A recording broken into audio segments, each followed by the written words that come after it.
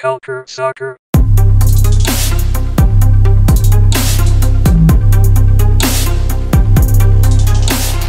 Bonjour à tous et bienvenue dans un nouveau épisode de Culture Soccer. J'en perds mon français. Nous allons parler aujourd'hui de Minnesota et puis un peu du USL en deuxième partie avec Anthony de Varenne. Mais cette première partie, c'est moi, Antoine Latran, qui l'animera avec Corentin, qui est le gérant du compte de supporters français de Minnesota. Comment ça va, Corentin ? Bah écoute, ça va plutôt bien. Ça va plutôt bien en ce moment, à l'image des résultats de l'équipe. Donc voilà, impeccable.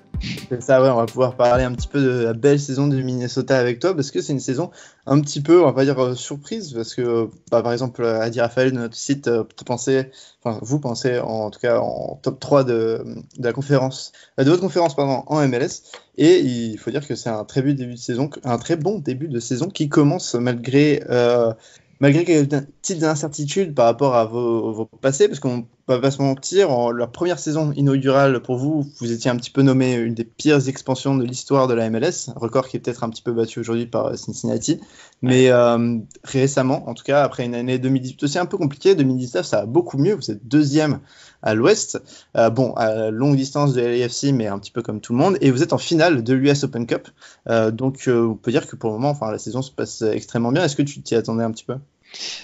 Disons que ouais, si la saison s'arrêtait maintenant, une petite finale en Open Cup, c'est parfait. Et puis si on finissait à cette place-là, écoutez, ça serait top aussi. Est-ce qu'on s'y attendait ? Alors, de là être deuxième au bout de 25 journées, moi j'aurais signé, c'est sûr, mais je m'y attendais pas forcément, parce qu'on a eu quand même pas mal de recrues, de bonnes recrues forcément, donc voilà. Mais moi, comme j'avais dit en début de saison, je nous voyais aller accrocher la 7e, 6e place. Bon, après, la saison est loin d'être terminée, quand je vois qu'on est à 4 points de Portland qui est 7e, donc voilà, ça peut aller très vite aussi. Mais globalement, en termes de classement et de points, c'est très bien, et en termes de jeu sur le terrain, c'est très bien aussi. Donc je m'attendais à plutôt une bonne saison, je l'espérais du moins, mais à ce niveau-là, c'est plus qu'espéré, quoi. Ouais, on le rappelle, parce qu'il y a seulement en fait 5 points entre 8e Dallas, et puis après Portland 1 point de plus, San Jose 1 point de plus encore, 1 point de plus Seattle, 1 point de plus Real Salt Lake et la Galaxy, et puis juste avec 1 point de plus aussi Minnesota en deuxième position, mais c'est quand même surprenant, surtout que vous débrouillez plutôt bien aussi sur le terrain. On va en parler un petit peu, mais vous avez un nouveau stade, Lions Field, qui aussi a apporté un petit peu sur de bonus et qui se place dans les meilleures audiences et dans les meilleures atmosphères d'Amérique du Nord. Est-ce que pour toi c'est une surprise de voir un petit peu ce public galvanisé par Lions Field ? C'est vrai que Minnesota est une ville où on a une franchise dans chaque sport. Chaque sport, donc quand je compte la NFL, le NBA, etc. Et c'est des clubs qui ont une bonne des clubs, des franchises qui ont une bonne base de supporters. Et puis nous c'était un peu dans l'ancien stade, on tournait quand même à aller plus de 20 000 à chaque fois. Je crois que la moyenne sur toute la saison c'était 23 000. Bon, la capacité était supérieure à notre Allianz Field, donc forcément voilà. Mais on avait quand même pas mal de supporters à chaque match, et puis en termes d'ambiance propre aussi, on a des groupes de supporters qui marchent bien, qui font du bruit, qui mettent de l'ambiance, donc ça c'est assez sympa. Et puis je pense que, comme tu l'as dit, nouveau stade, Allianz Field, forcément c'est tout beau, c'est tout propre, ça galvanise un peu tout le monde aussi, quoi, les joueurs sur le terrain et puis les supporters, quoi. C'est vrai que depuis le début de la saison, on est à guichet fermé, à part une ou deux fois en coupe, mais voilà, on a été à guichet fermé toute la saison, et je pense qu'il y a un engouement incroyable derrière l'équipe, et puis les résultats, forcément, l'envie d'être présent au stade, l'envie de mettre un peu de bruit aussi pour encourager les joueurs, et puis je pense que ça joue, et puis ça galvanise un peu tout le monde, quoi. Donc autant les joueurs que les supporters. Ouais, vous êtes une ville qui connaît bien le soccer. Enfin, vous avez eu Minnesota, ça fait depuis 2010, je crois, parce qu'avant, ils étaient en deuxième division, en ASL. Et vous avez aussi les Kicks dans les années 70, qu'on voit souvent honorés dans votre nouveau stade. Ouais. Ça sent quand même une ville de soccer. Ouais, c'est bien. Ouais. Et puis, je pense que le fait que l'équipe ait accédé à la Major League Soccer, ça a mis un petit peu encore de peps là-dessus. Donc, c'est vrai que vu que tout marche, que tout roule maintenant, ça a l'air de plutôt bien se passer. Bon, comme je l'ai dit, ça marche plutôt bien sur le terrain et puis dans les tribunes, donc c'est bien pour tout le monde.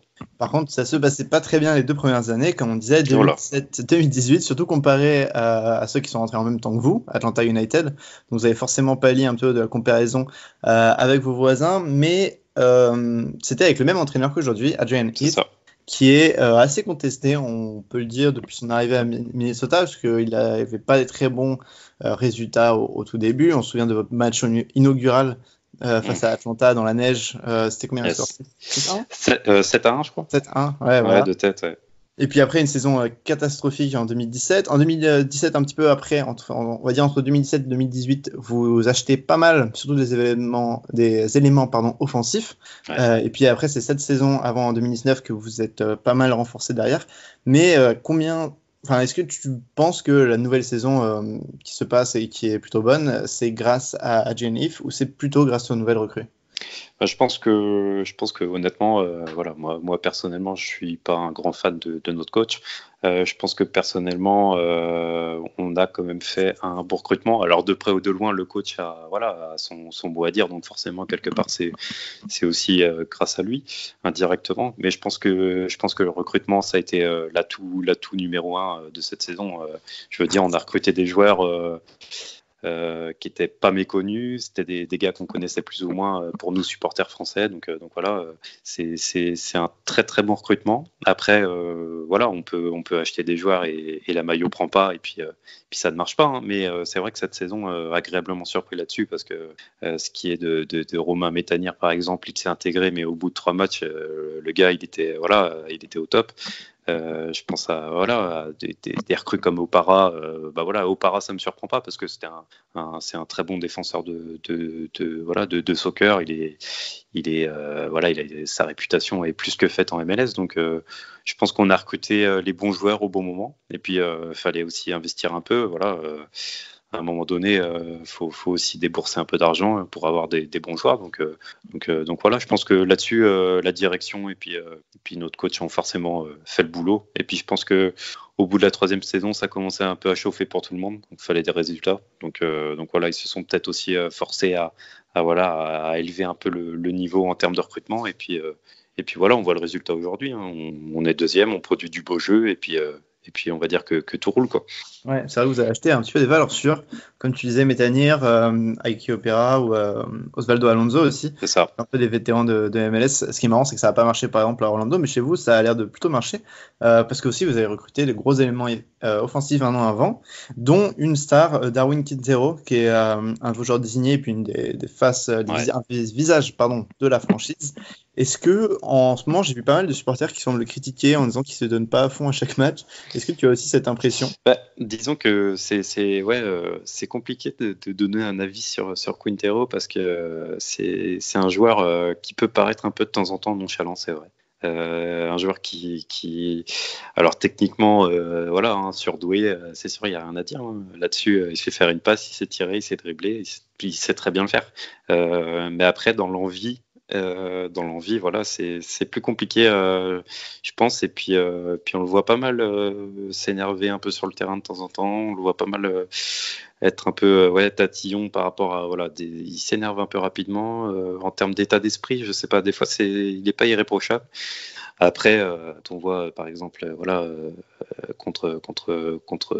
il y a quelques jours, on va gagner contre Colorado. C'est lui qui marque le but, c'est lui qui amène le jeu, c'est lui qui. Donc c'est vrai que c'est compliqué de lui reprocher des choses, mais parce que en termes de football, il est bien présent encore. Donc c'est vrai que voilà, c'est compliqué d'avoir un avis tranché sur Quintero. Et vous avez recruté aussi au dernier mercato, celui qui vient de se finir, on en parlait un petit peu dans notre dernier podcast, Robin Lod de Giron en Espagne, qui est un milieu gauche, et ainsi qu'un arrière-gauche, Wilfried Moimbe, qu'on connaît un petit peu de France puisqu'il rejoint de Nancy, et finalement un jeune joueur désigné, Thomas Chacon, pour 4 millions de dollars, un numéro 10 de seulement 18 ans, uruguayen. Donc de ces 3 recrues, j'imagine que Moimbe, j'ai l'impression que c'est un contrat court, donc il passe ses preuves, mais sinon il continuera après. Mais pour ce qui est de Robin Lod ou de Thomas Chacon, tu les vois un petit peu jouer cette année ou plus l'année prochaine? Bah pour le cas de Robin Lod, voilà, il a déjà commencé, il a déjà joué 2 matchs. Donc là contre Colorado, puis contre Portland aussi, il avait joué un petit peu.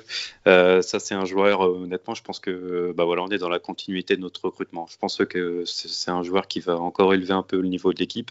On l'a vu là contre Colorado, j'ai regardé le match, très propre dans ses passes, voilà, toujours disponible, toujours et puis avec pas mal d'envie.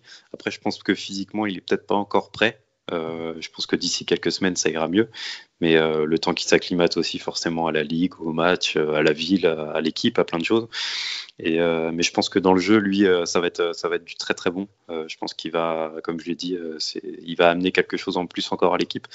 Et puis forcément aussi un peu de profondeur, même si je pense qu'il sera dans le 11 de départ. Mais ça amènera aussi forcément de la profondeur, parce que quand on voit que depuis 15 jours, on joue tous les 3-4 jours, il y a la finale contre Atlanta qui arrive. Donc je pense que c'est des recrutements qui tombent pile au bon moment, et c'est des recrutements qui seront importants pour nous au fil d'une saison. Et puis pour le cas de Thomas Chacon, bah moi honnêtement, je suis honnête, hein, je connais pas un petit gars de 18 ans, uruguayen, qui a fait ses preuves avec les équipes jeunes de la sélection nationale. Donc après avoir, on mise forcément sur le futur quand on met 4 millions sur un petit jeune de 18 ans. Donc milieu offensif, petit, au vu des vidéos qu'on peut voir sur YouTube et sur Internet, un petit Quintero, encore plus petit, très à l'aise techniquement, très à l'aise dans les passes, dans tout ce qui est finition aussi. Il a l'air de pas mal finir ses actions. Donc après, à voir ce que ça va donner au niveau, quoi. Ouais, je vois, ouais. Mais de toute façon, c'est plus, on va dire, un message de votre club en disant, bon, bah, on va essayer de jouer, pas forcément dans la cour du LAFC et de l'Atlanta United, mais de tenter un peu, vous l'avez déjà fait avec Darwin Quintero, mais tenter du sud-américain et puis surtout du très jeune. Ouais, et puis surtout de la jeunesse. Quand on voit que LAFC, ils misent pas mal sur les petits jeunes sud-américains qui recrutent, qui n'hésitent pas à mettre, là, je sais plus, ils ont encore mis 11 millions, je crois, sur un mec, un petit jeune là, un latéral. Donc voilà, voilà, je pense qu'il faut oser. Et puis si le mec, c'est une bonne pioche, bah voilà, hein, c'est très bien pour l'équipe. Après, la petite question qu'on peut se poser, c'est que c'est un joueur qui joue 10, on le met joueur désigné. Darwin Quintero dans tout ça, c'est aussi la petite question qu'on peut se poser. Il a 2 saisons maintenant. Je sais pas s'il a pas aussi une petite envie d'ailleurs, donc c'est à voir. On va voir ce que donne Thomas Chacon dans un premier temps. Je pense que cette année, il va grappiller un petit peu de minutes quand même en fin de saison. Il devrait arriver dans la semaine prochaine plutôt. Je pense qu'il sera au stade ce week-end. Et donc voilà, je pense qu'il va jouer un petit peu, mais ouais, je me demande à quelle place, où, comment, enfin voilà. Ouais, c'est vrai que les départs sont pas exclus. Puisque vous n'avez pas eu un peu trop de mal à vous débarrasser des éléments. Enfin, je pense à Christian Ramirez que vous avez laissé partir, alors que c'était un peu une idole des fans. Ouais, c'est vrai. Il y a un an ou deux. Et puis, on a vu Ibarra aussi partir, pas Miguel, mais Romario, donc ceux qui jouaient moins. Ouais. On a vu partir quand même cet hiver. Donc, vous n'avez pas de mal à vous débarrasser de vos éléments offensifs. Et pour faire un petit peu jouer peut-être les jeunes, on va parler maintenant de Mason Toy. Drafté en 2018, il confirme un petit peu, c'est un jeune attaquant américain. Il a confirmé en coupe surtout, mais il a un peu joué aussi en MLS cette année. Ouais. Et on parle même de lui un petit peu en équipe nationale américaine déjà, tout le monde s'excite. Ouais. Est-ce que pour toi déjà il peut être titulaire avec Minnesota un peu régulièrement? Et est-ce que tu peux nous décrire un petit peu comment il joue et puis si c'est un attaquant plutôt physique ou technique? Ouais, bah tout d'abord oui, il peut être aujourd'hui il y a un problème qui se pose de notre côté, même si on marque pas mal de buts, c'est notre numéro 9 aujourd'hui. Voilà, on a Angelo Rodriguez qui était joueur désigné. Le club a racheté son contrat, donc il ne l'est plus, pour laisser place justement à Thomas Chacon. Donc forcément le club a forcément été déçu, hein, quand on rachète son contrat et qu'il n'est plus joueur désigné, c'est que voilà, ça vaut pas son contrat ni son salaire. Donc voilà, c'est un joueur qui est en galère, donc c'est un peu lui qui commence à chaque match. Mais Mason Toy, voilà, l'avantage qu'on a, c'est que c'est lui, on le fait rentrer souvent en fin de match, en milieu de seconde période, et puis il a débloqué pas mal de situations, donc c'est vrai que il buzz à fond parce que c'est un joueur qui rentre et qui marque des buts. Donc je pense qu'à l'avenir, si on arrive à le garder, si on le garde, je pense que c'est quelqu'un sur qui on pourra compter. Il a que 20 ans. Voilà. Si on veut miser un peu aussi sur l'avenir, c'est quelqu'un qu'il faudra compter dans nos rangs. Donc Je pense qu'il faut qu'on le fasse jouer un peu plus. Et puis je pense honnêtement que notre numéro 9 actuel, Rodriguez, faudra se poser les bonnes questions, mais voilà, c'est un peu plus compliqué. Mason Toy apporte un peu plus de peps, on va dire, qui joue plus, qui provoque plus, parce que Rodriguez, c'est quelqu'un qui joue vraiment dos au but, en déviation. Voilà, c'est bon, on s'adapte, hein, on joue comme ça, voilà. Mais c'est vrai que quand Mason Toy rentre, c'est un peu plus rapide, un peu plus technique, un peu plus, voilà, il apporte un peu plus de peps, donc ça fait du bien aussi à l'équipe. Et c'est pour ça aussi qu'en fin de match, ça marche beaucoup, c'est que le gars rentre, il a envie, et puis voilà, il a été drafté ici, donc forcément il a envie de faire ses preuves. Et puis, mais je pense qu'il va à court terme même, je pense que d'ici la fin de la saison, il pourra être titulaire, ouais. C'est cool, ouais, parce que on en parle vraiment en section américaine, vu qu'il y a pas beaucoup de neufs. Il y a une opportunité à prendre pour des jeunes comme lui ou Bobby C de Portland. Et par contre, il y en a un autre qui est un peu. On parle toujours de lui en parlant de Mason Toy, puisque c'est Mason Toy, vous êtes allé le chercher donc à la draft en 2018, alors que vous aviez déjà 2 numéros 9, puisque un an avant, vous aviez déjà cherché, 2 ans avant, vous étiez allé chercher Abou Danladi, non, c'était un an avant, pardon, en 2017, à la draft aussi, qui était vraiment un grand espoir du college soccer. Et il a maintenant 23 ans et il ne s'est jamais vraiment imposé à Minnesota. Des gros problèmes de blessures, des problèmes aussi d'engagement. Je pense que apparemment, selon plusieurs articles, il était un peu traumatisé par les blessures, les nombreuses blessures qu'il a eues. Et il est maintenant prêt, il me semble, dans notre club affilié Forward Madison en troisième. Ouais, il joue de temps en temps avec le forward, mais là il était avec nous contre Colorado, il a joué 20 minutes. D'accord, donc il fait des allers-retours. Ouais, c'est ça, il fait un peu d'aller-retour, et puis c'est un joueur qui a vraiment du mal à s'imposer, hein. Comme tu l'as dit, problème de blessure encore cette saison. Même si là, il a enchaîné un peu de minutes avec nous, c'est 20 minutes, c'est 5 minutes, c'est un quart d'heure. Voilà, il a été plutôt pas mal contre Colorado. J'ai été assez surpris. Il est rentré 20 minutes. Il a eu 2 grosses occasions. Donc voilà, parade d'Irwin à chaque fois. Mais il a été plutôt bon dans le jeu. Mais après, je pense qu'à l'inverse de Mason Toy, c'est pas quelqu'un qui va s'imposer. Ça va être quelqu'un qui va nous apporter un peu de longueur de banc. C'est quelqu'un qui, je pense, dû à ses blessures, a peut-être un peu peur sur le terrain. C'est vrai qu'il joue, on dirait, avec un peu de retenue de temps en temps. Donc voilà, sur le long terme, je pense que c'est pas quelqu'un sur qui faudra forcément compter. Il avait fait pourtant quelques débuts prometteurs. Je me rappelle la première saison, voilà, on comptait un peu sur lui. Il avait marqué quelques buts, mais c'est vrai que là, depuis le début de la saison, c'est quelqu'un qui est fantomatique. On va pas se cacher. Hein. On va pas se cacher. C'est pas voilà, un tour de draft réussi, à mon avis, un pic de draft réussi avec Abou Danladi, quoi. Ouais, je vois, ouais, mais pour toi, il va partir un petit peu, à son avis. Ce qui est toujours un peu compliqué à dire, hein, parce que devant nous, ça va forcément bouger. Je pense que prochaine période de transfert, que ce soit Angelo Rodriguez ou alors peut-être lui, voilà. Mais honnêtement, je le dis, hein, il a pas du tout le niveau MLS. Hein. S'il part en USL, ça m'étonnerait pas. Hein. Mais ce qui serait plutôt bien pour lui. Hein. Je pense qu'il pourrait s'imposer en USL et claquer quelques buts, quoi. Ce serait bien pour lui parce que c'est un bon gars. Hein. Ça reste un bon gars. Voilà, il a quand même envie de jouer. Hein. Mais c'est vrai que avec un peu de retenue. Ouais, c'est vrai que c'est une grosse déception tout de même, parce qu'il a été choisi premier de la draft 2017. C'est ça. Bon, une draft où il y avait quand même, par exemple, Julian Gressel dedans. Voilà. Mais il a fait une première bonne saison dans mes souvenirs. Mais ouais. Il y avait Miles Robinson, Jamie Ovesi ou Julian Gressel dans cette même draft. Donc voilà, c'est un mauvais choix pour quand on voit ces joueurs-là où ils sont aujourd'hui, c'est vrai que ça fait un peu mal, quoi. Mais une recrue que vous avez réussi, par contre, le dernier mercato, c'est Manone, le gardien ancien d'Arsenal et puis de nombreux clubs de Première Ligue. Il est en prêt chez vous et il a réglé un petit peu des problèmes parce que votre ancien gardien, par exemple Bobby Shuttleworth, était... Enfin, moi, je ne le trouvais pas dingue. Il a non, clairement. Des bas. Et il reste en attendant peut-être l'éclosion de votre drafté de cette année, Sinclair, qui est très prometteur apparemment. Est-ce que tu vois Manone rester une saison de plus? Honnêtement, c'est Manone, voilà, à cette heure-ci, on dirait vraiment qu'il est au club depuis des années.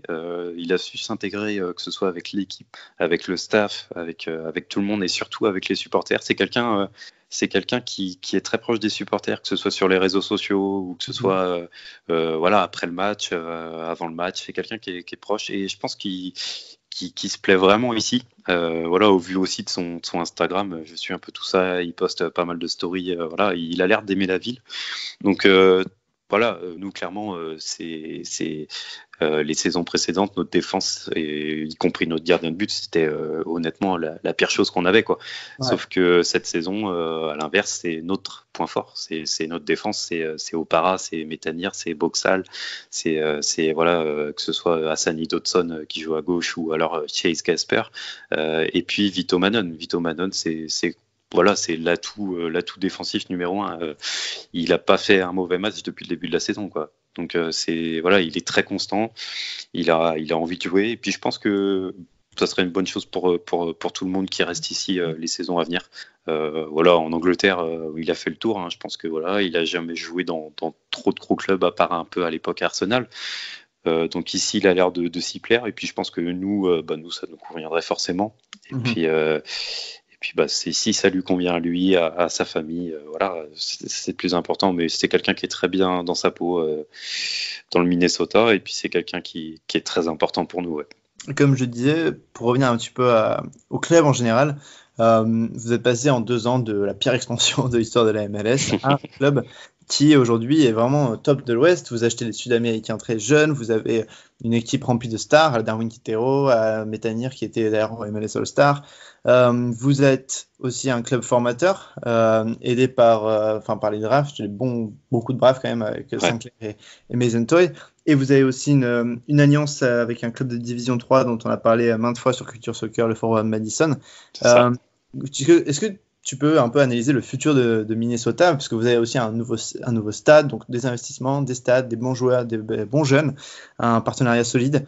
Quel futur pour Minnesota? Est-ce qu'ils peuvent être un petit peu une des têtes de gondole de l'Ouest et vraiment être une des équipes les plus connues de cette conférence? Je pense qu'on peut devenir on peut devenir ce genre d'équipe. Après, nous, le désavantage qu'on a eu, c'est que ça a mis du temps à venir, à l'inverse du LAFC ou Atlanta. Nous, ça a mis on est à la 3e saison, ça commence à venir. Je pense que les gens, que ce soit en MLS ou alors à l'extérieur, commencent vraiment à se dire que Minnesota, ça peut être un club, une franchise phare de la ligue. Comme tu l'as dit, une tête de gondole. Voilà. Quand on va penser à la MLS, je pense que on pourra penser, alors pas directement, parce qu'il y a forcément d'autres clubs qui passeront devant en termes de joueurs, de classe, de noms, de plein de choses, parce que nous on n'a pas de gros noms, hein, honnêtement. Nous, il n'y a pas de Zlatan, il n'y a pas de Martinez, il n'y a pas il n'y a pas de Rooney, il n'y a pas de mais avec ce qu'on a, je pense qu'on peut devenir une franchise montante dans la ligue, et puis une franchise qui pourra s'installer plus ou moins tous les ans, à une bonne position dans le classement. Après, on sait que la MLS c'est assez aléatoire, ça dépend de beaucoup de choses, mais je pense que c'est l'objectif à long terme, d'ici quelques années, d'ici 2-3 saisons. Je pense que là on est encore en train de grandir, en train d'éclore, mais d'ici quelques années, on pourrait pourquoi pas être une tête de gondole de la ligue, quoi. Ouais, je vois. Franchement, moi, ça ne m'étonnerait pas, vu les investissements et puis la ferveur populaire. Vous faites déjà une des très belles histoires. On remplit un stade tous les week-ends, il y a de l'ambiance, il y a des résultats qui suivent. Donc la recette, elle est assez simple, hein, mais elle est compliquée à créer. Je veux dire, aujourd'hui, il y a des stades en MLS où il n'y a personne, où il n'y a pas grand monde, c'est vrai que chez nous, même la MLS sur Twitter, ça parle pas mal du stade, ça parle pas mal des bons résultats, donc c'est quelque chose aussi que la Ligue a peut-être envie de mettre en avant, quoi. Ouais, je suis assez d'accord. Et je parlais un petit peu du partenariat avec Madison. Ça fait donc 1 an, vu que Madison a été créé seulement 1 an, que vous êtes avec eux. Quel un petit peu bilan tu fais de ce partenariat avec le club de Division 3? Déjà, on a c'est vrai que c'est un club qui a eu une petite hype quand il est arrivé, et qui l'a toujours, parce que en termes de com, ils ont été assez forts, en termes de pas mal de choses d'ailleurs. Donc nous, globalement, l'idée c'était d'envoyer quelques joueurs à nous, donc des jeunes draftés ou non, pas forcément, mais des jeunes. Le but c'était de former un peu les jeunes draftés, de les envoyer là-bas pour aussi aider forcément le forward, parce qu'une première saison, moi je peux vous le dire, hein, c'est pas facile pour tout le monde. On est bien placé pour le savoir. Donc le but c'était d'envoyer des jeunes. Donc aujourd'hui, si on sort les noms, il y a on en parlait tout à l'heure, Dane Sinclair au goal qui a disputé quelques matchs. On a aussi Aboud Al-Nadi qui a fait quelques rencontres. L'autre jour, j'ai regardé un peu le match contre Toronto. On avait aussi Holmsberg qui s'est vraiment installé avec Tobin dans la défense centrale. Et on a aussi Carter Manley, donc défenseur droit, qui joue pas mal avec le forward. Et puis on a aussi un joueur qui joue moins, un Tanzanien, Ngandi, donc Ali Ngandi, qu'on avait recruté, qu'on l'a prêté directement là-bas. Donc lui, il joue très très peu. Je sais pas de quel but on a avec ce joueur de 18 ans là, Tanzanien. Je sais pas ce qu'il va devenir, mais ouais, globalement, nous le but c'est que le forward, forcément, quand on apporte des joueurs niveau MLS à une équipe. Ça les arrange aussi, et puis nous ça les forme, ils ont des minutes, du temps de jeu, et voilà, je pense que tout le monde y gagne quelque chose, et puis voilà, c'est plutôt une bonne chose. Après le forward en plus, voilà, même si ça a été un peu dur au début, ça commence à être pas mal. Ils sont 6e à 2 points d'une place de play-off, donc c'est pas mal. C'est pour une première saison, c'est vrai que c'est voilà, on est content pour eux, et puis voilà, que ça continue quoi. D'accord, c'est génial. Et puis on espère aussi pour vous que vous avez gagné votre finale en US Open Cup. Ce serait votre premier trophée. C'est la première fois que vous êtes en finale aussi.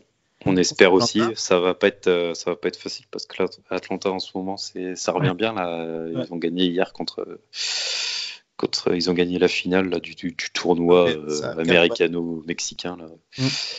Donc voilà, c'est une équipe qui est en forme. Bon après, voilà, sur un match, on sait jamais. Ils ont l'avantage de recevoir dans un stade incroyable. Donc voilà, ça va être sympa à suivre. Et puis on espère, une bonne nouvelle à la fin des 90 minutes, quoi. Ouais, on espère aussi pour vous. Puis ça a un peu clôturé, mais pour toi, qu'est-ce que ça représenterait un trophée enfin à Minnesota, le premier trophée peut-être de l'histoire de la franchise? Est-ce que ce serait un peu l'aboutissement de ces 3 années de travail? C'est exactement ça. Voilà, la direction était partie sur un plan de 3 ans concrètement. Si au bout des 3 années il y avait pas de bons résultats, pas de play-off, rien. Je pense que ça, voilà, on connaît le résultat. Donc je pense que ouais, ça peut être pour nous une petite consécration de se dire tiens, en 3 ans, même si on a eu des années de galère, au final on arrive à choper une petite coupe, une petite récompense. Et puis je pense que la récompense majeure, ce sera quand même une bonne qualification au play-off. Et puis pourquoi pas un beau parcours quoi. Ouais, je suis d'accord avec vous. On vous souhaite toute la chance qu'il faudra pour cette fin de saison. Merci à vous. De passer ici, Corentin.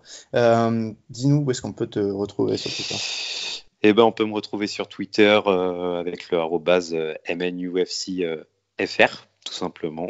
Et puis voilà, on tweet tous les jours, on fait les live tweets aussi le week-end, un peu tardivement la nuit, mais s'il y a des amateurs de MLS, voilà, n'hésitez pas à nous DM, à poser des questions, et puis il y a toute une bonne équipe autour de nous avec Culture Soccer, avec tous les comptes FR francophones de chaque équipe de MLS, et puis voilà, on a une bonne équipe, n'hésitez pas à suivre tout ça, et puis c'est une ligue qui se développe pas mal, donc voilà. Ouais, c'est vraiment une belle communauté qu'on a sur Twitter. Et puis votre prochain match pour les intéressés, c'est heure française à 2h du matin le dimanche 18 contre Orlando. C'est ça, on sera là. Donc au Québec pour nos auditeurs québécois à 20h le samedi 17. Je suis devenu expert dans les changements d'heure. C'est bien. Et donc on vous souhaite, vous avez un calendrier plutôt facile, j'ai l'impression, par rapport à vos concurrents. Ouais, c'est pas trop mal, mis à part le fait qu'on a joué pas mal en semaine, etc. Donc on enchaîne les matchs, mais ouais, il y a un calendrier plutôt pas mal où là on reçoit Orlando, on se déplace à Kansas City qui galère un peu. Ensuite, on va à Atlanta forcément pour la finale. On se déplace au LAFC, déplacement pas facile. Bon, après, on enchaîne sur Houston et puis on reçoit Salt Lake. On va à Portland. Enfin bref, ça va être des matchs importants et il faudra être là, quoi. Ouais, et il faudra être là aussi en finale de l'US Open Cup. Donc deux compétitions dans lesquelles vous êtes toujours. Merci beaucoup, Corentin. On te souhaite une bonne fin de journée et on se retrouve tout de suite, chers auditeurs, avec Anthony qui va parler un petit peu d'USL. À tout à l'heure.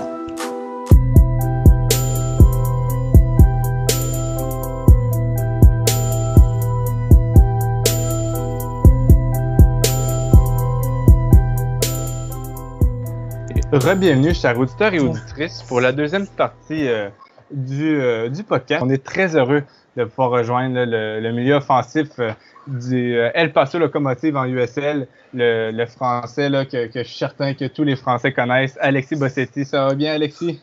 Ça va, merci. On est très content de pouvoir t'accueillir au podcast. Ça, c'est vraiment un honneur pour nous moi de t'avoir. aussi. Merci beaucoup. Merci à toi. Je suis vraiment content parce que moi, je suis un peu le spécialiste USL de culture soccer. Là. Donc, pour moi, pouvoir rencontrer comme ça des joueurs USL, là, c'est toujours un plaisir. Et surtout toi, là, avec un beau passé comme le tien, là, c'est vraiment, là, je suis choyé. Et d'ailleurs, là, tout d'abord, là, tu as été formé à Nice, toi qui supportes ce club.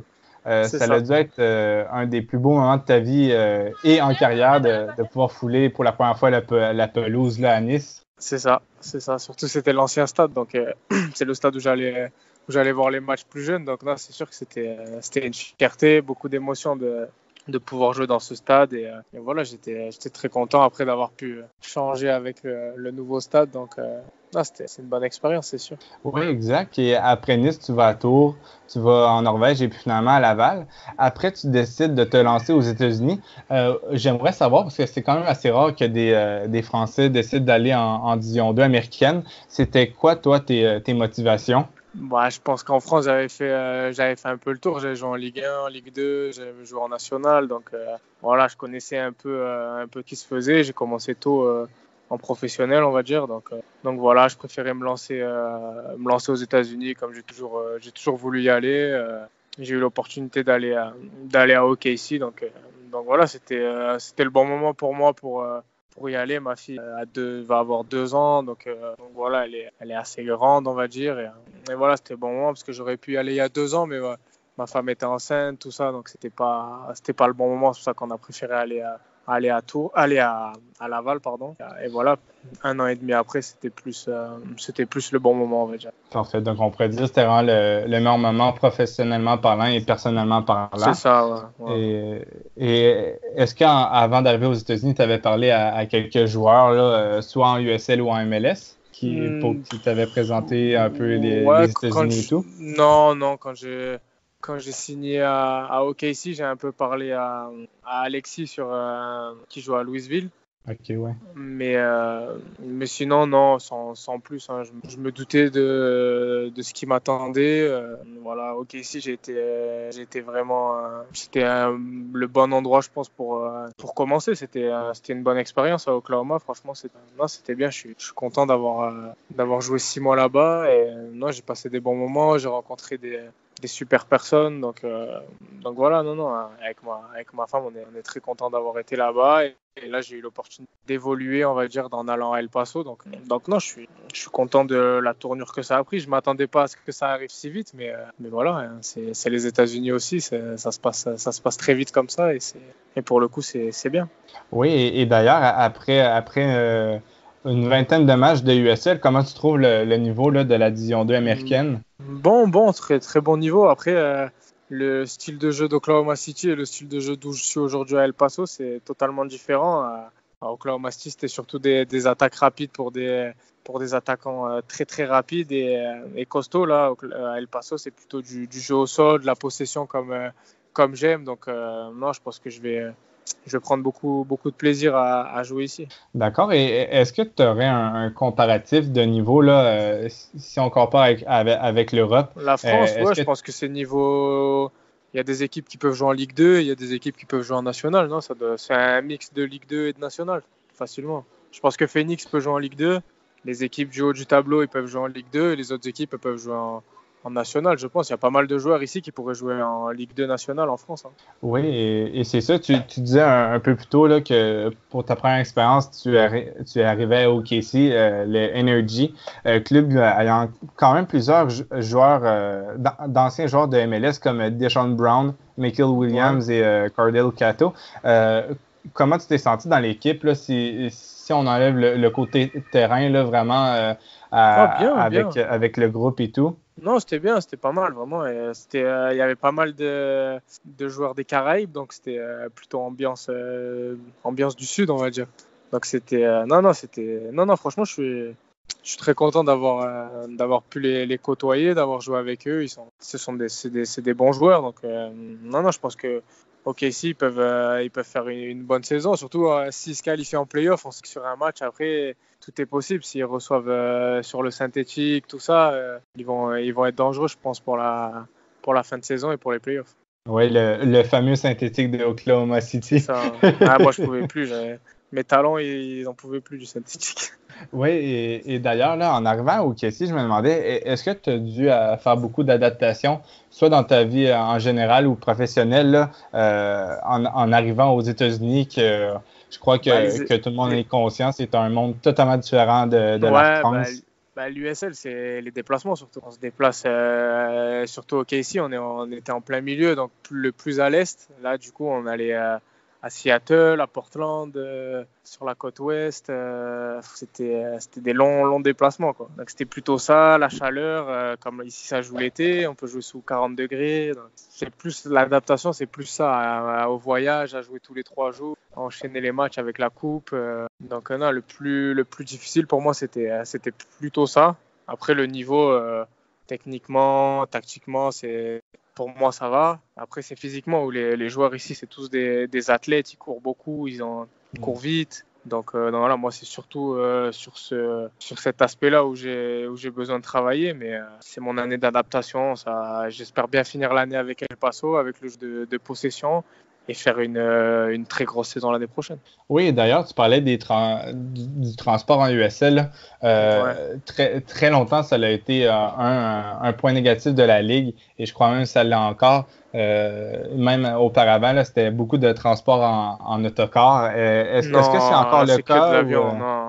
Okay, non, c'est tout en avion. Tout en avion, mais le petit souci d'OKC, c'est que souvent, c'était des escales à Dallas. Ouais. Donc de temps en temps, c'était un peu long de faire les escales à Dallas, mais non, tout est en avion. Juste Tulsa, c'était en bus, mais c'est à 1 heure de bus. Ça. Ouais, ça va. Et d'ailleurs, c'est ça, finalement, tu vas à El Paso, une expansion très intéressante au Texas. J'aimerais ça. Est-ce que c'est l'équipe qui t'a approché avant le transfert? Comment ça s'est passé? En fait, il y a un joueur de OKC qui a signé là-bas il y a 3-4 mois. Drew Becky, un Canadien, tu vas reconnaître. Ouais. Et lui, quand il a signé là-bas, il m'avait dit que la franchise était intéressée pour me faire venir, tout ça. Donc moi, j'étais réceptif, tu vois, parce que j'avais déjà joué contre eux, je les voyais jouer. Et ça jouait vraiment au ballon. Ils ont une très très bonne équipe de ce championnat. Donc moi tout de suite ça m'a intéressé, mais étant sous contrat avec OKC, je me suis dit on verra peut-être cet hiver à l'intersaison, tout ça. Donc puis voilà, puis ces derniers temps OKC je jouais un peu moins, donc l'intérêt d'El Paso a été plus pressant on va dire. Et lundi dernier j'arrive au club, le coach qui me prend dans le bureau, il me dit voilà il y a une bonne opportunité de t'échanger avec El Paso. Voilà, c'est l'heure. C'est bon. Et tu parlais du coach d'El Paso un peu plus tôt. C'est vraiment un coach là, comme tu l'as dit, qui aime la possession. C'est d'ailleurs c'est un entraîneur très jeune, très dynamique, qui connaît parfaitement le soccer des divisions inférieures. Là, ayant super coach. J'ai appris à le connaître là cette semaine. Et je suis très excité à l'idée de jouer dans cette équipe avec ces joueurs qui cherchent à jouer, à avoir la possession, à mettre en difficulté l'adversaire. Donc j'ai hâte. Il y a pas mal de Sud-Américains dans l'équipe, donc ça joue bien au ballon. Hein. Ouais, c'est ça. Je crois vraiment que le style de jeu s'applique beaucoup plus à tes qualités. Plutôt qu'à OKC où ils ont joué un match sur 2 sur le synthétique, c'était compliqué de faire du jeu. Et après, c'était beaucoup de longs ballons vers nos attaquants. Donc moi, c'était un jeu qui me correspondait un peu moins. Mais c'était une bonne expérience. J'ai travaillé d'autres aspects de mon jeu.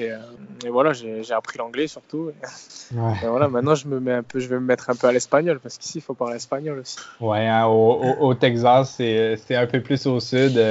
Surtout à El Paso, c'est à la frontière texane, à la frontière du Mexique. Donc ça parle beaucoup espagnol ici. Exact. Et d'ailleurs, là, tu risques là, d'avoir une fin de saison vraiment excitante puisque El Paso est toujours dans la course aux séries éliminatoires. On a 2 matchs en moins sur Oklahoma et un match en moins sur d'autres équipes. On va on va avoir des matchs à domicile. Donc voilà, ce week-end, on se déplace à RGV, et à McAllen. Donc il va falloir enchaîner une deuxième victoire d'affilée. Ça faisait 9 matchs que El Paso ne gagnait pas. Donc, on a gagné ce week-end 2-0 contre Seattle assez facilement à 10 contre 11. Donc non, c'est encourageant pour la suite. Ça donne de la confiance avec le but de l'année qu'on a marqué en première mi-temps. Ça donne de la confiance et voilà, il faut enclencher une série jusqu'au play-off. Il reste 11 matchs et il va falloir faire de notre mieux. Exactement, car c'est ça, vous avez El Paso a eu un excellent début de saison et comme tu dis, récemment, ça a été plus difficile avec une série assez négative. Ouais, ils ont eu pas mal de blessés au même moment, en fait, qui m'ont dit qu'ils ont eu beaucoup de blessés en même temps. Du coup, ils ont eu du mal à pouvoir aligner une équipe compétitive. Mais là, petit à petit, ça revient. Il y a Jérôme qui va revenir ce week-end, un des meilleurs buteurs du championnat. Donc non, c'est encourageant. Tout le monde revient, tout le monde est là, tout le monde a envie de jouer. Donc la concurrence est là. Et le foot, c'est le plus important. Oui, et d'ailleurs, il y a un des meilleurs buteurs du championnat, Jérôme Kieser-Waiter, qui a pratiquement la moitié des buts de l'équipe. Si la relation avec ce joueur se développe bien, là, vous pourriez devenir l'un des meilleurs duos en USL. Puis, vraiment, ça tombe bien, là, puisque El Paso, comme je l'ai dit, a un grave problème offensif ces derniers temps. Tu te sens confiant là, pour le défi El Paso? Ouais, bien sûr, je suis venu, déjà je suis prêt physiquement, donc ça c'est bien. J'ai pas arrêté l'entraînement avec OKC, j'ai rien arrêté, donc voilà, c'est encourageant. Je suis prêt pour jouer. Là ce week-end j'avais pas mon visa qui était à jour, donc j'ai pas pu jouer, mais j'espère rentrer dans l'équipe ce week-end et voilà, pouvoir aider le groupe et la franchise. Ça serait bien, et de commencer par un but à l'extérieur, pourquoi pas. Exactement, ça serait vraiment c'est vrai superbe. que j'ai hâte de jouer avec Jérôme parce que c'est un très bon joueur. Il a eu Lucien Favre à Berlin comme moi à Nice. Donc voilà, je pense qu'on parle le même football. Et c'est encourageant, ça donne envie de jouer encore. Ça fait quelque chose en plus qui donne envie de jouer. Exactement, et j'avertis tout le monde là, qui suit la USL. Je suis sûr que vous allez être l'un des meilleurs duos en USL. Là, ça arrive de faire beaucoup de buts et plusieurs passes décisives. J'espère vraiment. Ouais, j'espère. Et c'est ça, et également, là, il y a Meshach Jérôme, là, l'international haïtien, qui risque de revenir de blessure bientôt je pense pas également. qu'il reviendra cette saison, non. Ah, Il non? s'est pété le tendon d'Achille, donc c'est des blessures assez longues. Donc je pense pas qu'il reviendra avant la fin de saison, mais l'année prochaine. Si cette année on n'arrive pas à faire à aller loin en play-off ou à même à se qualifier, je pense que l'année prochaine on aura vraiment un groupe solide pour jouer vraiment les premiers rôles dans le championnat. Oui, exactement. Et c'est déjà bien d'être dans la course à une première année pour une équipe d'expansion, c'est bien parce que le centre d'entraînement, c'est tout neuf, tout est à construire. Donc le staff, tout ça, tout est en construction. Comparé à OKC, tout est déjà prêt, tu vois, tout est déjà calé, tout le monde sait ce qu'il a à faire, alors que ici, c'est plus jeune, plus neuf. Le centre d'entraînement, il n'est pas encore complètement fini. Donc voilà, ça donne envie de grandir avec ce club. Oui, ça doit être vraiment excitant de pouvoir rejoindre un club à sa première saison. C'est vraiment, ça. Surtout que j'ai joué le premier match de l'histoire, c'était contre OKC, j'avais joué. Donc j'étais là au match d'inauguration. Non, l'ambiance était bonne. Ce week-end, l'ambiance au stade était excellente avec malheureusement tous les hommages suite à la tuerie qu'il y a eu la semaine dernière. C'était assez émouvant, ça m'a un peu rappelé quand j'étais à Nice après l'attentat. Donc c'était on sent qu'il y a une communauté, il y a beaucoup de fans ici qui ont envie de voir l'équipe aller haut en play-off et pourquoi pas plus. Oui, c'est ça, j'allais en parler de cet événement-là. Vraiment, ça devait être vraiment émouvant et vous devez vraiment sentir que l'équipe en plus de se battre pour ses supporters, se bat pour la ville, pour rendre un peu de bonheur. Là. C'est ça, exactement. Sur ces derniers jours, c'était compliqué ici, donc voilà, ça fait du bien d'avoir pu gagner, passer une soirée avec tous les gens de la ville. Tout ça, c'était important pour la franchise et pour tout le monde. C'est vraiment beau, des fois, qu'est-ce que le sport peut apporter à des communautés, à des personnes parfois tristes à cause des événements. Et toi, personnellement, dernière question, c'est qu'est-ce qu'on peut te souhaiter là, avec ce club? De bien finir l'année, d'aller le plus loin possible en play-off, de ne pas me blesser. Et voilà, hein, ça ira tout seul, j'espère. Hein. J'espère que ça ira tout seul. Parfait. Et est-ce que tu aurais un dernier mot à dire à tes fans francophones qui te suivent en USL? Je les remercie de me suivre et du soutien qu'ils m'apportent au quotidien. Ça fait toujours plaisir. Parfait. Merci beaucoup, Alexis, pour ton temps. Merci à toi. Merci, pas de souci. Puis je suis vraiment content d'avoir pu t'accueillir et j'espère qu'on va te réaccueillir là, dans les prochains mois. Avec grand plaisir, après la finale du USL. Exactement, après la finale que tu auras gagnée. Voilà, après le titre. Exactement, sauf si tu affrontes Nashville, c'est mon club. Qui c'est ton club? C'est Nashville. Ah, Nashville, pas Ottawa? Non. Nashville, ils vont vite aller en MLS. Et ça, faut régaler à la dernière saison. C'est ça. Merci. Merci beaucoup. À la prochaine. À toi. Au revoir.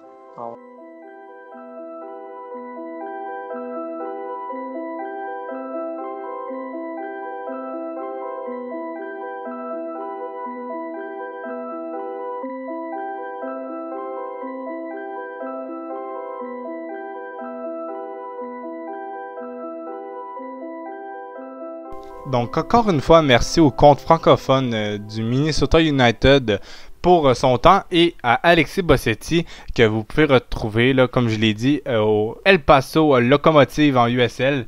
Une fin de saison qui risque d'être excitante du côté du Texas. Donc, vous pouvez aller le suivre sur Twitter, tout comme le compte du Minnesota United FR.